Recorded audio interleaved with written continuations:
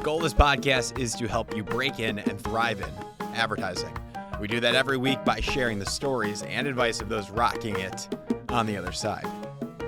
This week, we learn from a Brazilian-born creative titan, Rafa Donato. Rafa Donato, currently serving as Chief Creative Officer at David Miami, embarked on his professional journey in London in 2004. Subsequently, in 2008, he became a member of Ogilvy Brazil. Then in 2016, he joined forces with David Sao Paulo, assuming the role of Creative VP.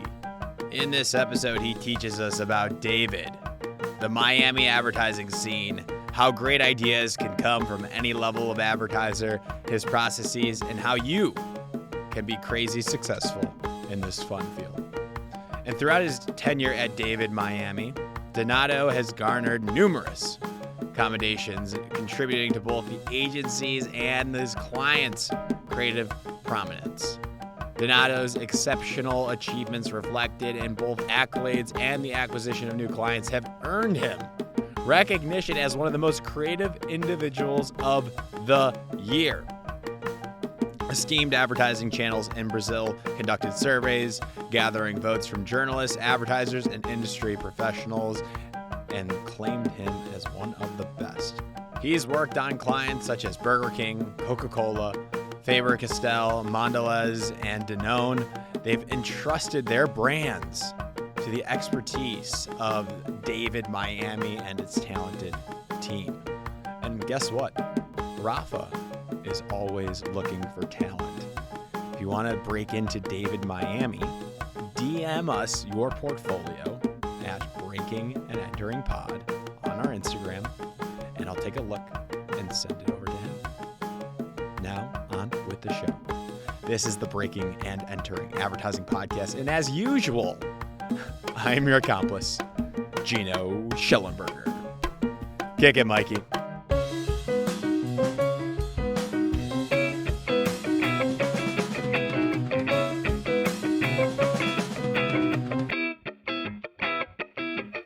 All right, Rafa Donato, welcome to the Breaking and Entering Advertising Podcast. How the heck are you doing today? Surviving. You're bouncing on your bouncy ball chair for the listeners out here. He's bouncing and he's wearing a nice Hawaiian. You got a fish on your shirt? This is my Wednesday attire. Yes, I have a wide assortment of flower shirts, Hawaiian shirts.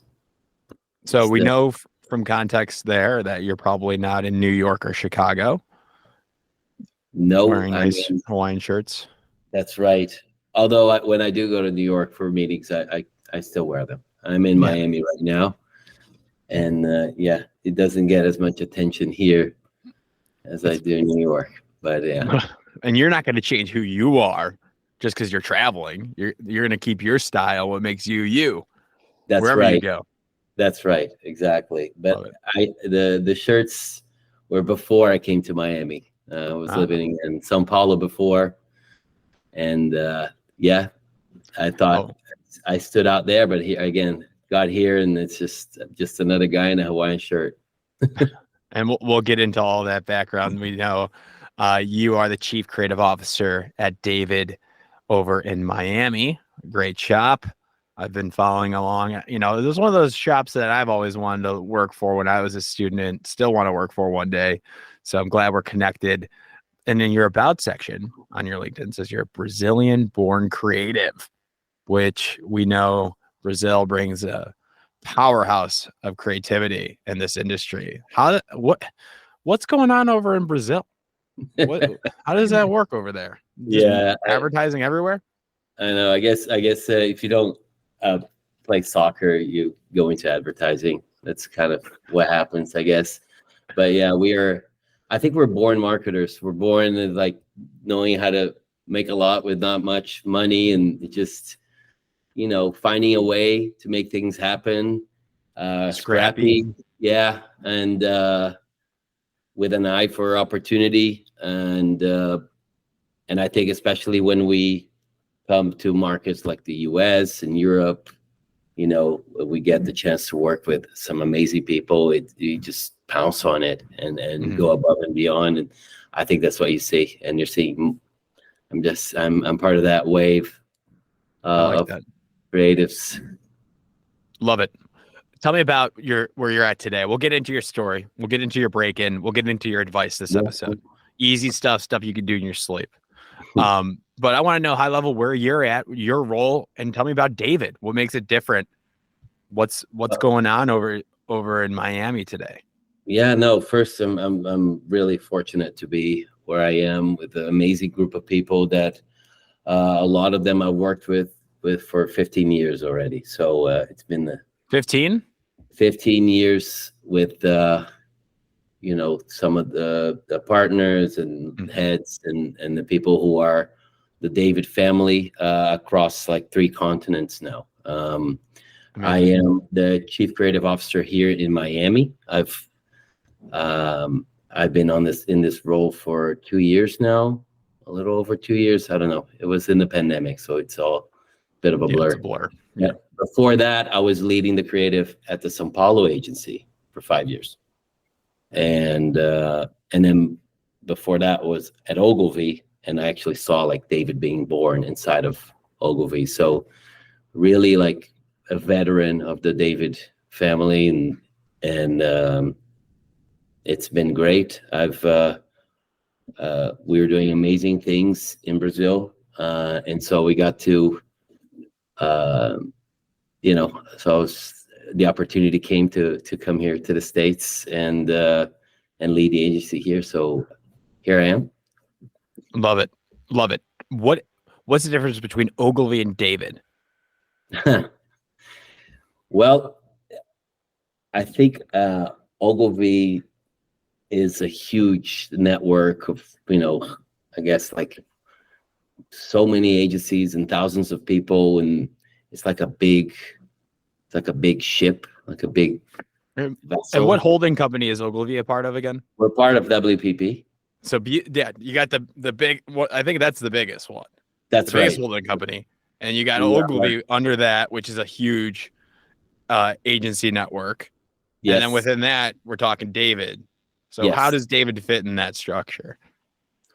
Well, David was, like I said, was born at Ogilvy, São Paulo. That was like the embryo there that and it was born out of an opportunity to work with Burger King and other clients, and that wanted a more nimble and intimate agency with creativity at the core. Not that Ogilvy doesn't have that, but I think within Ogilvy and WPP, we are intentionally smaller, faster, more adaptable to projects, and I think clients really responded to that. So what started as one agency in São Paulo and then Buenos Aires, and quickly became an agency here in Miami with Burger King opportunity, and then expanded to Madrid, also through Burger King and other clients. It's always been like where are the great clients and where is the demand, and we've gone and opened shop in some of these markets. And then lately, I think a year and a half, 2 years ago in Colombia, in Bogota, and then most recently in New York, almost as like, consolidating our presence here in the States. Gotcha. So, but again, we are, in total, we're just like 300 people worldwide. Yeah. So to me, it was sounding like like you had thousands of people there, but you're still a nimble shop. It's probably to combat these smaller independent shops, right? That are popping up constantly, that are rising in popularity. We see them get a lot of press and coverage. This is like a response to that, right? This David's that response. And exactly. No, exactly. It's almost like we have the benefit of being small, and we want to keep small because clients love that intimacy that we offer, and they know that it's going to be the top creatives and the top people in the agency working on their projects. Yep. You don't get that with big agencies. They can't afford to have that much intimacy and direct contact. But at the same time, we are backed up by Ogilvy and WPP, and we have access to all the tools.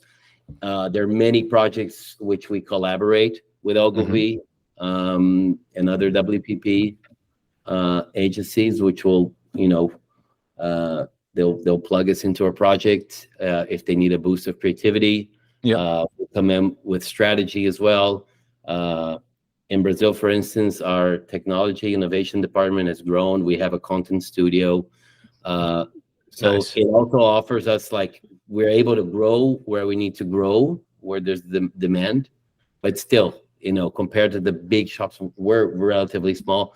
We are pitted against some of the smaller shops, right? So we'll go against some of the smaller ones, depending on the market. Yeah, we're not going to mention them on this podcast. It's about David. Not plug them here. No, we're not plugging competitors. We're all friends. We're all friends, and we're on par with the best shops because the talent is flowing right from them to us, and vice versa. And we're all friends, so we know each other. And even some of the new agencies, you'll look at the people who are there.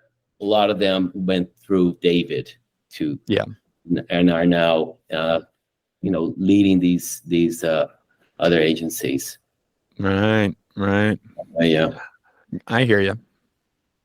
So tell me about David today. What are you guys working with? Who are your clients? What's some cool work that you can talk about? Yeah, no, we're super proud, obviously, of the history we've had with Burger King. I mean, I think it's that kind of story of the agency and client that has just this history of doing just amazing work. And if you look at some of the best work, and I know that I was listening to you the other day, and you mentioned Moldy Whopper, for instance. Oh, yeah. That's an idea that originated. Did you make that? In São Paulo. I was at the agency at the time. Yeah. That was two creatives who were there in São Paulo. They went to Miami. That Incredible. Idea took 3 years to make. So you can see to make or to sell. It was actually to sell. It wasn't that hard. We had an amazing marketer called Fernando Machado at the time. Oh yeah. And, I'm sure you've heard about him. I want to get him on this pod if you can connect me. Sure. Who is? I mean, he could easily be creative director anywhere. Oh yeah. But where is he? He's at Notco right now. He's at Notco right now. Yes. And I know he could tell a great idea right away. It actually took so long because the product itself wouldn't. It took a while to develop actually a product free of artificial preservatives. Right. We had the idea before. It was a bit too much of an overpromise when at the inception of the idea. And of course, there were many partnerships and that happened to make this project happen. It was, of course, Pancho Cassis, our partner, joined and took that on and again made that happen. It was really the force behind it to make it happen. Won like every award, right? Every creative award. Yeah, it did. It's like the gift that keeps on giving. Did he win a Grand Prix at Cannes? Yeah. That's awesome. Congrats. A few. But that was a while ago. But that just shows, I think it's emblematic of the type of relationship we have at Burger King. There are dozens of different The pieces. Blank Whopper, wasn't that another one you guys? Blank Whopper was us in São Paulo, yes. Thanks for mentioning that. That was a dear project of ours. Didn't get any. Explain that one for everybody. Well, because they should know Moldy Whopper. Here's the context. In Brazil, you have to vote, right? That's it's mandatory. People. So if you don't like a candidate, or if you're, which is a lot of the times, and it was certainly the case in 2016 or 2018, I want to say. You vote blank. You can vote blank. You can which is basically you throw your vote away. so people do it in protest. What they don't realize is what it's like then you're basically giving your power of decision to somebody else. So what we did was we made a blank Whopper. We went to people out on the streets and offered them a Whopper, chosen by somebody else. And of course, you can pick and choose whatever you want to the Whopper to be, the build. You can have it with patty or without cheese or whatever. So we just had people. We hit them with the worst Whoppers we could think of, just bread and onion and mayo, basically. And they, it was kind of a film stunt. They took a bite of the Whopper, and they hated it, obviously. And then inside the wrapper, it was like, this is a Whopper chosen by somebody else. And when you don't choose, you get stuck with someone else's choice. Right. Make sure you. So it was really nice because we did it with real people. I was there like pulling people from the street, and very much a tense moment. A lot of similarities with the States in terms of candidates and how people like get worked up about it. Oh yeah. Should we do it? Should we not do it? But more than anything, congrats to the client. Burger King had a marketing at the time, Ariel Grungrout. He's behind a lot of the amazing work coming from Brazil. And they just said, let's run it. And we ran it like in the prime time.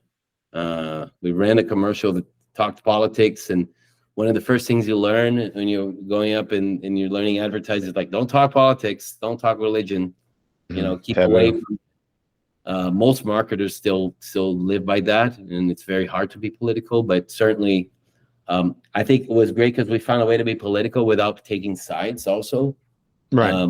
Which is a tricky thing to do, because actually both sides, right and left, used our ad as saying, "See, you should go out and vote." So we had like unanimous support for the message. So we're really proud of that. I know couple people who'll be happy you mentioned that, because we all went to Cannes thinking we'd get like some awards for it. It didn't work out as we did, but that's okay. We're proud of that. Still proud of it. A lot of the work we did in Brazil in the years I was there, had we done it in the let's say an Anglo-Saxon stage, US or UK, you would have really gotten a lot of attention. We did in our market, but I think that's one of the challenges, and it's one of the things that really drove me to come here to the States to get on this big stage. And because anything you do here, what I love is that it gets instantly shared, and you have talk show hosts talking about your idea, and people are actually willing to talk about advertising and different brands. It's actually conversation. It becomes culture. Good ads. So good ads do. Yeah. Oh, bad ads too, right? Oh yeah. Yeah. I mean, the jingles and the bad ads that stick in your head after. Now, the jingles. There's a couple jingles that I know of right now that I can't stop hearing. Yeah, got on. Yeah. So who are you guys working? So thanks for the context and some of that great work. Who are you guys working with now? Like what's now? Well, we work with we still work Burger King globally. Our big clients here in Miami are Danone. So we work with Activia and Actimel globally. We have TD Bank. Nice. Great client. We have Sour Patch Kids. Hey. And Halls. Yeah. We're two Mondeléz brands. Yeah, we love Sour Patch Kids. It's great. What was the old slogan they used to say first? Sour, sweet, gone. Sour, sweet, gone. First we still do that. Then they're sweet. Then they're gone. That's right. That's it. Gotcha. That's it. See? I got it. Yeah. Advertising. Why? We're not turning that away. So yeah. It's not broke. We have it's not broke to affect it with these brands. So it's really nice. And then we obviously work with Coca-Cola. We also have another client, Pennington Lawn and Garden, which is super What are interesting. they about? It's like garden and lawn, and it's it's a huge brand. They're at Home How do you Depot. make ads for that? They make ads. I mean, we just did something really nice. We're doing an initiative. It's called Flip the Turf, and we just ran an ad. Actually, we didn't run an ad during the draft, the NFL draft, because it was rejected. Who rejected it? The networks. Why? Because it was about actually getting all NFL teams to have real grass on the field. I think that's better too. Like they like real grass. Yeah, Isn't no, that the safer? players are all for it.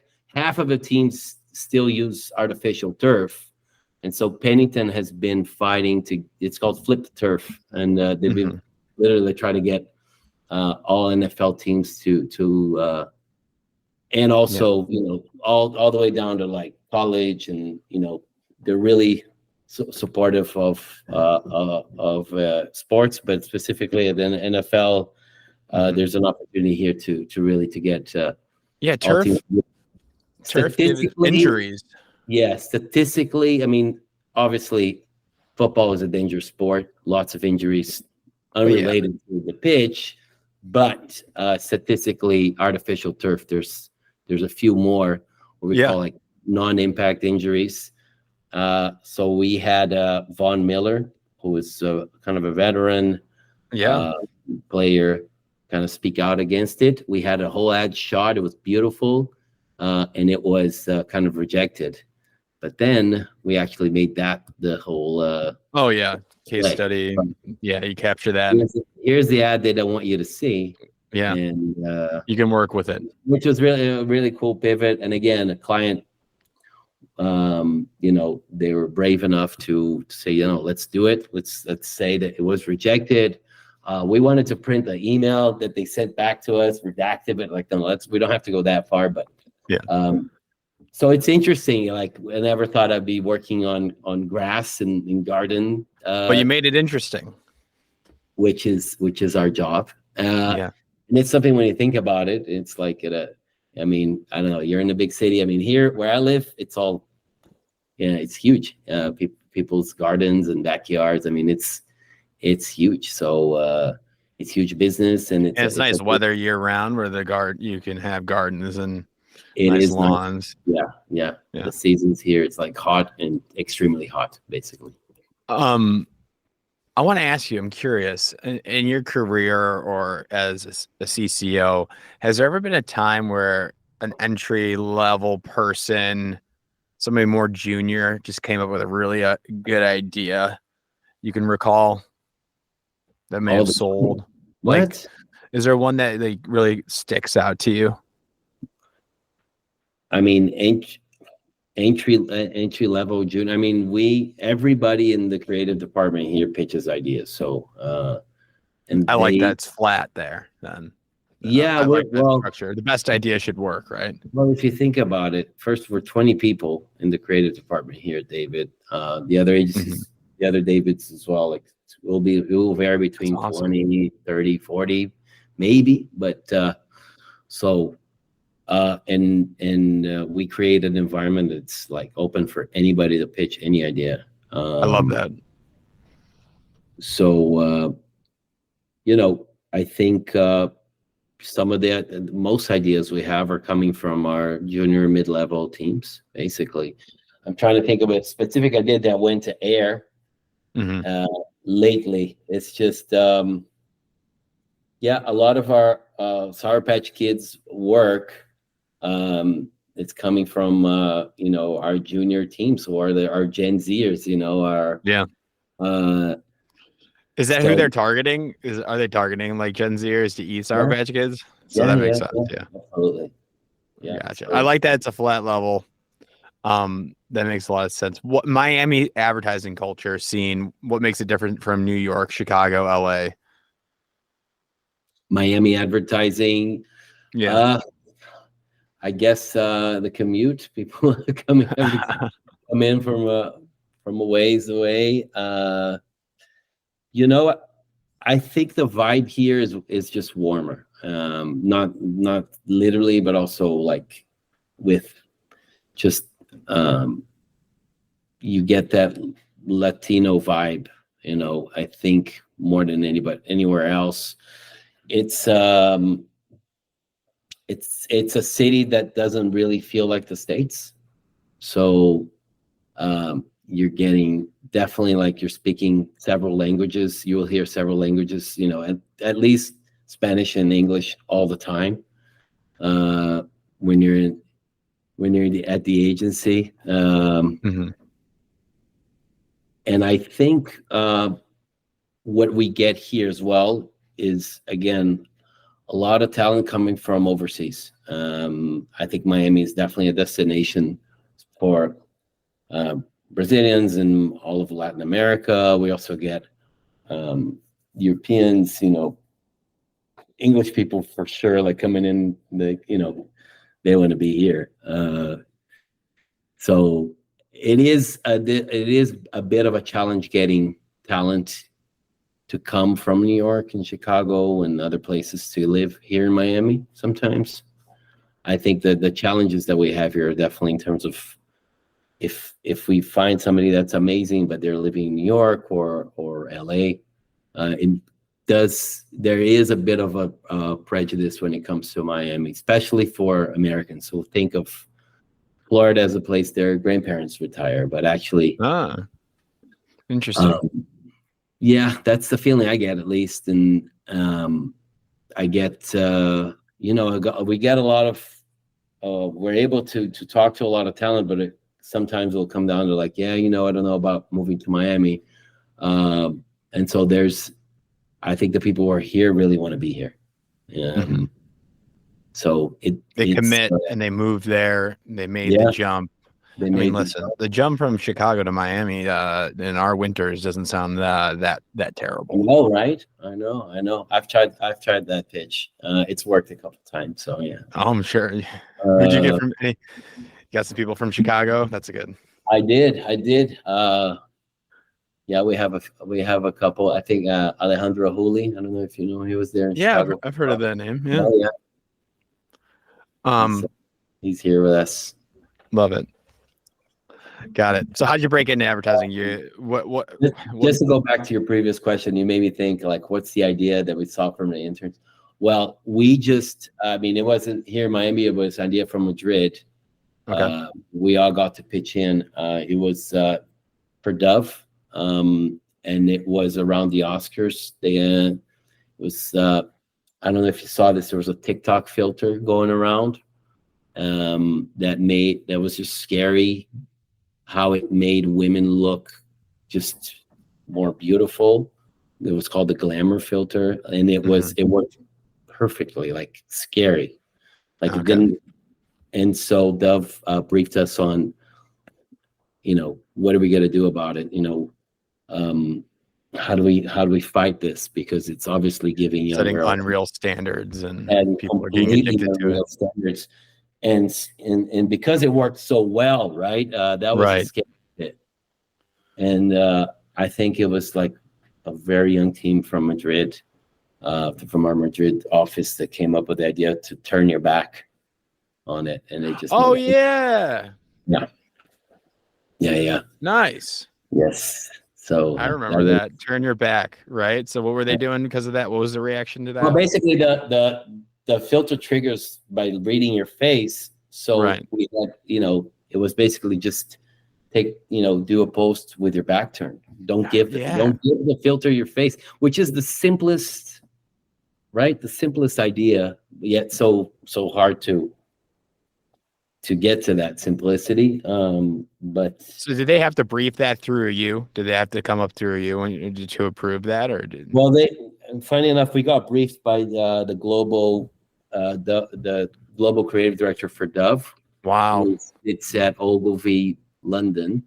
Okay. His name is Dan Fisher. So shout out to Dan Fisher. He's amazing. Shout out. I'm on the podcast. Yes. And he briefed basically all of David's agencies and Wow. The Ogilvy shops as well. So guys, let's turn it around. We got basically 2 days to do this. Let's do it. It was amazing. It was a true collaboration, borderless creativity, as they like to call it, between Ogilvy and David. And again, the David Madrid team is amazing, led by Salo Rocha, who's the CCO there. Can also point him to your podcast. He's amazing, leading, and they've actually had an amazing week. I don't know if you saw the IKEA work for Mother's Day. Mm-hmm. Probably second best, which is lovely work, showing that it was really delicate ads, showing like a baby chair, the price on it, but then the camera reveals the baby's actually, the toddler's actually sitting on his dad's lap eating, and the line was probably second best. Beautiful. And it's just a really nice idea. There were some print ads, and so that was last week, and then a couple of days, I think yesterday we launched Confusing Times 3, which is the Burger King campaign. This time around with kids questioning, why are we living such confusing times? And it's to sell the plant-based menu for kids. So it's year 3 of that campaign, again, with a lot of humor, a lot of insight, and they just got a fantastic team there. Also, David Kruger is in that team, the famous South African copywriter. So he's a heavy hitter there, and once won numerous Grand Prix in radio. So now he's also writing ads for funny ads for Burger King and other clients. So, I love it. You have to connect me with all these people. Yeah. Well, appreciate that. There's no doubt that you are all a creative powerhouse in this industry with numerous awards to show for it. So, and I'm sure more to come as Cannes. You probably got all your submissions in for Cannes. I won't even ask you how many you submitted. We'll keep that confidential, but I'm sure you'll get some hardware. Let me just say this. We are so relieved we have submitted stuff. It's just an overwhelming feeling of, can't believe it's done. Thank it's goodness. Just a lot of work. Oh my God. So much work to and then crazy. every week we'd get another extension, and we're like, wow. Oh yeah. It never ends. I ran the awards for Chicago, and yes, it's a lot. I'm just one office here, and it's a good amount. So it's crazy how that's so important, and we need it. It's a necessary evil, I guess. It helps further our careers, helps get new business. It's necessary, even though they're tough to do. Yeah, you said it. It's a necessary evil, but it pushes us. It makes us push the work. And what it does, it's a great, and the way David operates, that's why I'm mentioning other offices so much, because we really, and this, I think the pandemic just made it that much more evident that we meet weekly, all the CCOs, and I say all, I mean 10 of us, or creative directors, to review work from all 6 offices, and we're constantly evaluating each other's work and getting feedback and helping each other out, and really saying, look, we've got this idea, what do you guys think about it? And we'll Punch will come and brief 3 different offices on we got this great opportunity here, who wants to take it?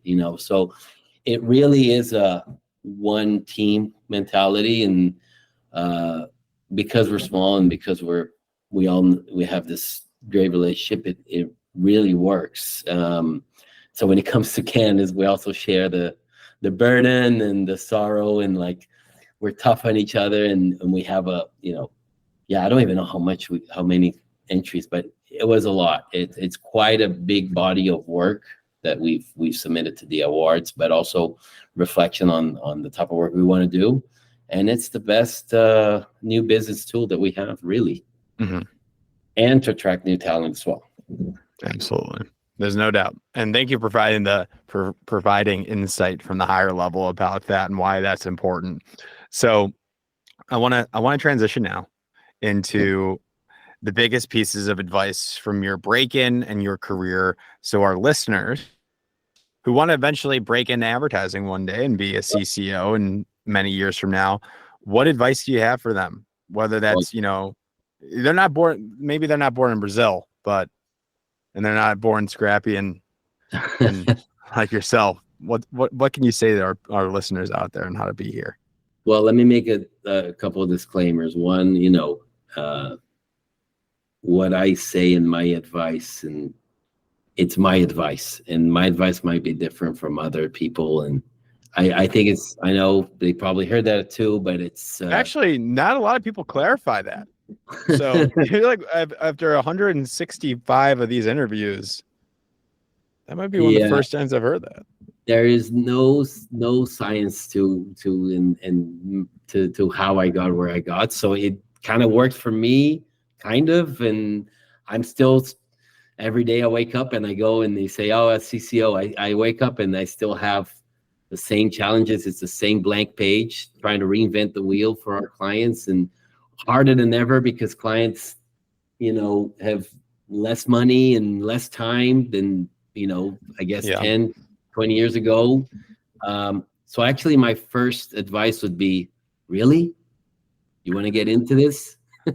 Why? Yeah. Really? Ask yourself, because if you think you're an artist and you think you're, advertising is a great way to get your art out, forget it. If you think you are a great writer and you want to do like sitcoms or movies, or if you think you're a great photographer, but you want to, don't compromise by going into advertising. That's what I would say, because it's going to be super frustrating. It already is the most frustrating job. It's the best and most frustrating job out there. Right. 90%, 95% of what we do goes in the drawer, doesn't see the light of day. Right. So, and that's at the top level. That's at David, an amazing agency with amazing clients doing great work. It's still very frustrating. So you have to know that that's what you want to do. You don't necessarily have to be like, I want to be a copywriter or director. It's just know that you want to come in, and we are selling brands. We are making brands famous. We are, obviously you get to work with the most amazing people. You get paid to think of great ideas, but first thing I would say is just make sure you want to do this, because it will, you'll have the best of you. You'll have days where you're going to be doubting yourself. You still have them. So that's the first piece of advice, I guess. Love it. Yeah. What else? Yeah. What else? I think, I am a big believer in if you're going into the industry, I do think ad school is a great way to get in. Some Miami ad school professor experience. Yeah, that is correct. I wouldn't be where I am today. And you went to USC too. I did. So wow. I went. You guys just got Bronny. Was that a football player? LeBron James' son for basketball. See? Yes. He's been now for a little bit. And yes, I am a Laker fan. So yeah, sorry about the loss. The little loss there. But yes, I'm a Laker fan living in Miami. Obviously, my kids are Heat fans. We've been a few games, but it's shaping up to be a nice season finale. Let's see. Oh yeah. But anyways, I digress. Ad school, you're saying? Yeah, because I went to school to USC. I did my communications degree, and I did, I had advertising classes and everything. But out of school, I did not have a book good enough to work, to be hired at an agency. It's still the same story, right? A lot of these people go through the same thing. They get a great education, a great university, and they come out without a book. Well, I had a book. It was an awful book. It was, I thought it was great, but it was awful. And I took it around. I remember flying to New York, to Ogilvy, actually. Full circle. And at the time, and I date myself, it was actually a book. Printed. Yeah. Printed.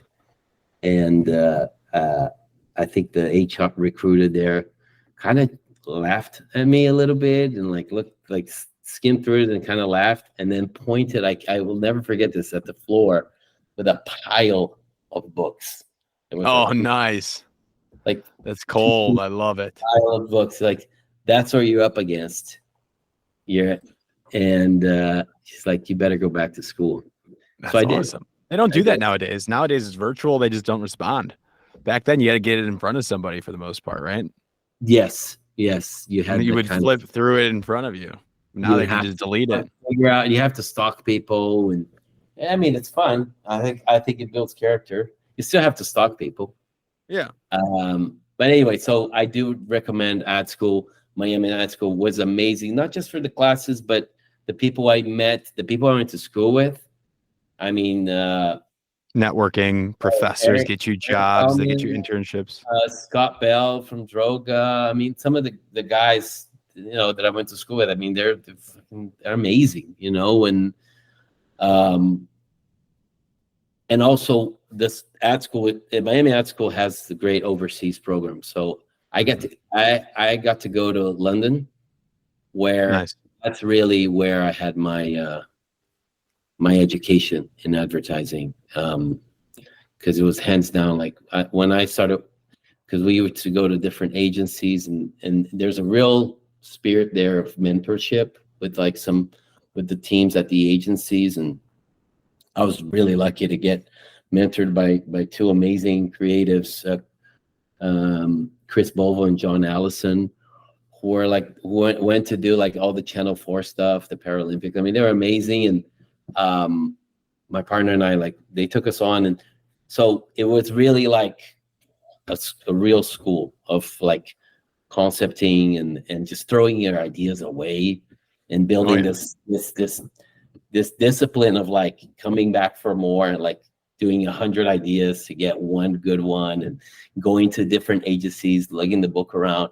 And that was all through Miami Ad School. So that was my experience. I know a lot of people have different experiences at Miami Ad School and other ad schools, but it gives you at least, and I think across the board, it gives you the opportunity to make mistakes. Right. And in your book and in your work, it should be that's such a great thing for you to be able to go completely wrong and make huge mistakes. I think that's how you learn, because I really think good ideas are kind of accidental. Amazing, genius ideas are accidents, but you have the discipline to keep thinking and keep digging, and your brain will join things that you wouldn't really join, and all of a sudden you have something amazing. So ad school kind of allows you to do that and work with different people. I mean, really, and you don't Sounds amazing. You don't have that client bugging you to do stuff, and also that it gives you an instant access to internships. A lot of the ad schools do that. So, yeah. I mean, internships, and then once you get an internship, I guess that's another advice I would have is make yourself noticed, make it your home. Make sure that the creative director, everybody knows that you're there. Hopefully by the work that you're doing, but also just by, being there and being loud sometimes, and, doing, going out for drinks with everybody, and just picking everybody's brain and trying to get in on all the briefs. Yeah. And make a presence, make your presence known. Yeah, be friendly, show up, volunteer. Yes. Be a good person. There's sometimes interns are shy, and I get it. Yeah. It's scary. Yeah. Don't be shy. If you're an intern and you're shy, have the work get everybody's attention. Yeah. Make sure somehow. We're in the business of getting things noticed, and you should be able to get yourself noticed. That's to be right. good at this business. You're the first brand that you have to sell. It's you. I love it. It's Smart. you. Your book is a whole ad for you, basically. Right. And yeah, I mean, that's the first place I go to when I'm looking at portfolios is the about section. Everybody does. Me too. The first place I'm going is like, what's your story? What got you in the business? You know, I was looking at someone's book the other day, like recent graduates, and this girl had like done was a real estate agent for years. It was like, I gave that up during the pandemic. I went back to school.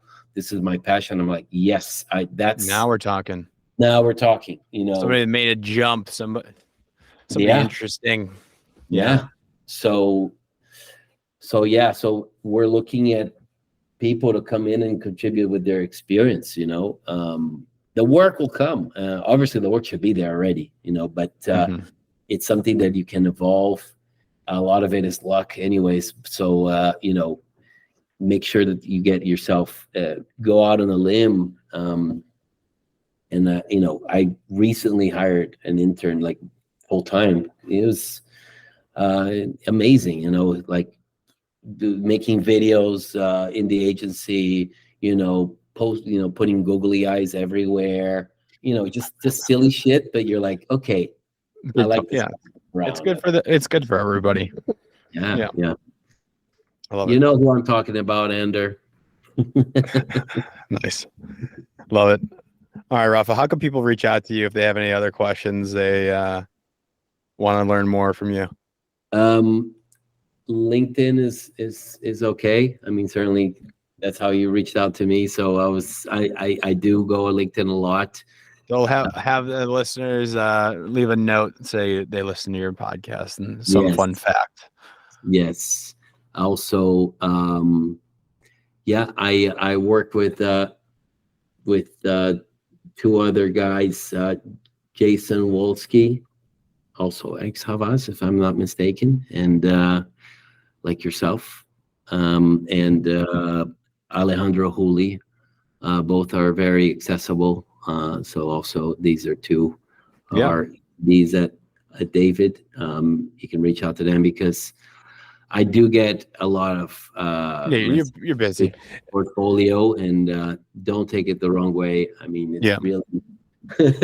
And listen, if the listeners are out here and they're struggling to get to you, talk to me first. I'll screen the portfolio and I'll work with them and see how we can get you connected. That's right. Yeah. And again, we're looking we're always looking for young talent.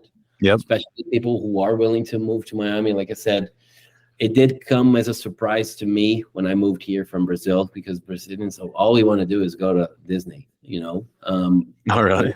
Miami, and it's great. And how come nobody would want to live in this amazing city? But I do appreciate, like, you know, a lot of people who are in New York or in Chicago, West Coast, and you know, where else.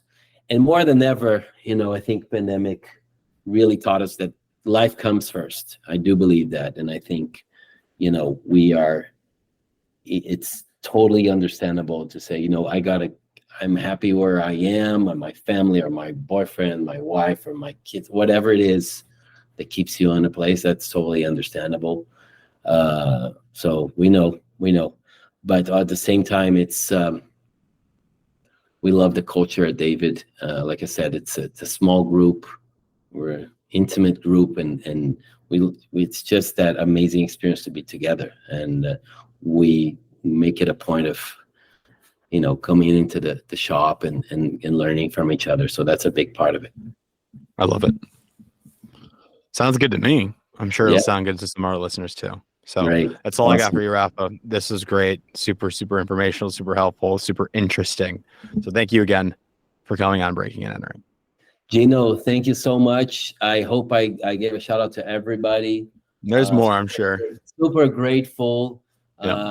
Pancho, Musa, our partners, super grateful for the opportunity to be here in the States. Thanks for reaching out.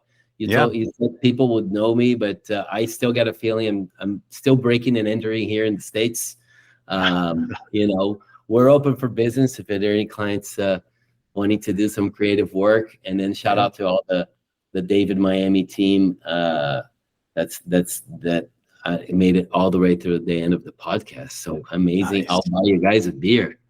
Heck yeah. And yeah, thank you. Thank you, Gino.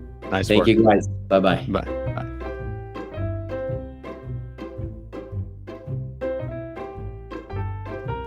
Thank you so much for listening to this entire episode of the Breaking and Entering Advertising podcast. If you like what you heard, it would mean a lot to us and help us grow and get better guests and better break-ins if you can go to Apple Podcasts and leave us 5 stars and a small review if you have the time. Be sure to connect with our guests if you like what they said by going to our Instagram at Breaking and Entering Pod. That's all one word, Breaking and Entering Pod on Instagram. We have links to their portfolios and their LinkedIn, and they want to connect, so do that. And thank yous. Thank you to Mikey Malarkey, our audio engineer, and Buchan Zhang, our creative director. Can't do it without you two, and a team from the University of Illinois. It's a student team from the agency called AdBuzz. They're a PR agency, and it's been a pleasure working with them. Thank you all so much, and we will see you next week with another amazing guest. Thank you so